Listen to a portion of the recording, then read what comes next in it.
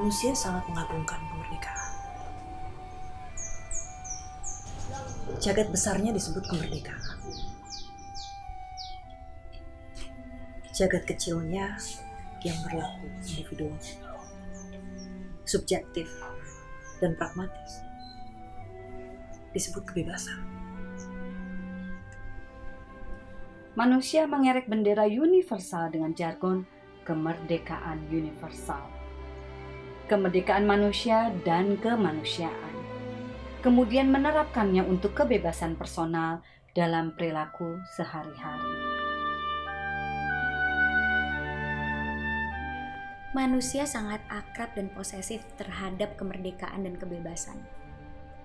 Melebihi kedekatannya dengan Tuhan atau siapapun dan apapun. Yang mereka tidak tahu bahwa sesungguhnya hal itu lebih mereka butuhkan secara objektif. Manusia menyangka ia sanggup menjalani kemerdekaan.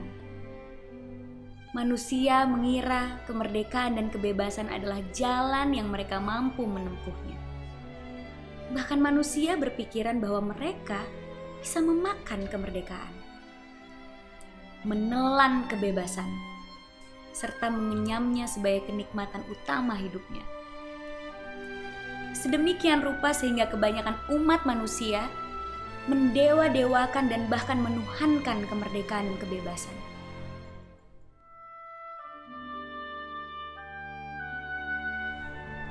Tidak ada sekolahan, universitas, kelas-kelas pembelajaran, buku-buku, filsafat, ajaran atau pengajian, kursus atau ruang pencerahan, bilik tarekat atau kantor konsultasi yang memberitahukan kepada manusia bahwa kemerdekaan dan kebebasan hanyalah cakrawala.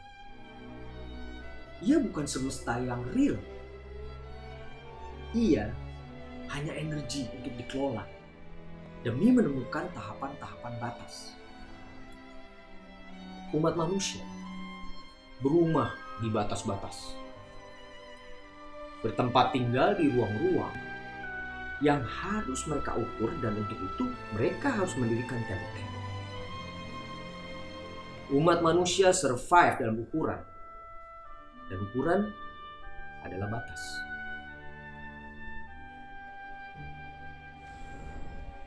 Sebesar salah sangka mereka terhadap kemerdekaan dan kebebasan,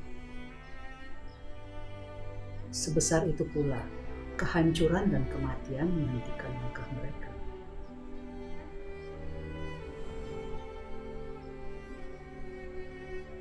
Sejauh kebodohan dan kebutaan mereka terhadap kebutuhan absolut mereka terhadap ukuran dan batas, sejauh itu pula usia kebudayaan dan peradaban mereka.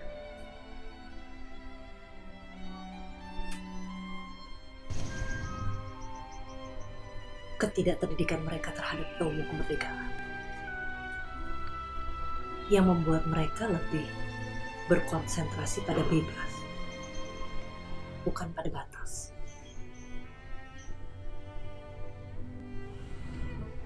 Membuat mereka berpeluang hidup hanya sejenak dan berakhir pada kematian jasad. Manusia yang tidak memahami ilmu kemerdekaan menjalani dan mengelola hidupnya dalam perhitungan atau manajemen yang halaman terakhirnya adalah maut.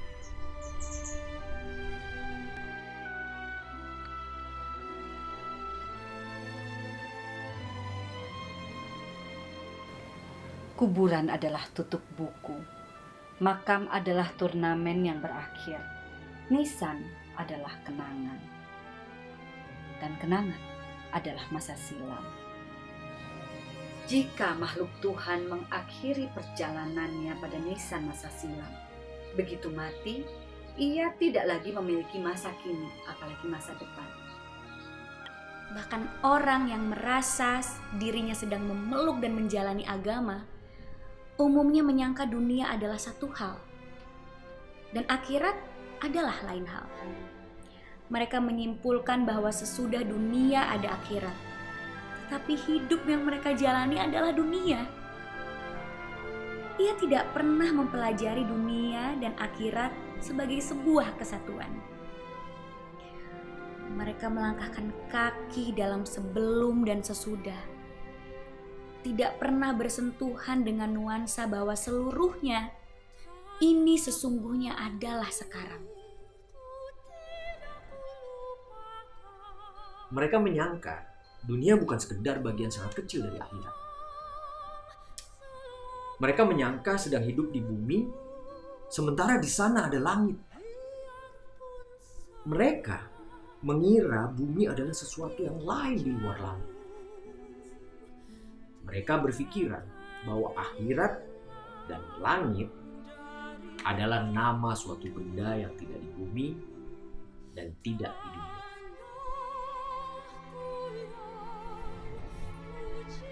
Penemuan-penemuan dahsyat semesta IT juga tidak mereka gunakan sama sekali untuk mempelajari itu semua. Mereka tidak tahu apakah rohani dan software itu dua hal atau satu hal. Mereka tidak punya kelas pembelajaran untuk mencoba menarik garis di antara keduanya itu, agar menemukan bahwa garis itu ternyata hanya maya, hanya amsal agar ada memahami tiada, serta agar tiada memahami ada. Umat manusia terlalu mantap dengan pencapaian peradaban mutakhir yang mereka banggakan sebagai revolusi industri keempat dengan gelimang kemewahan Maharaja IT tanpa pernah mendayagunakan pencapaian itu sebagai tarik,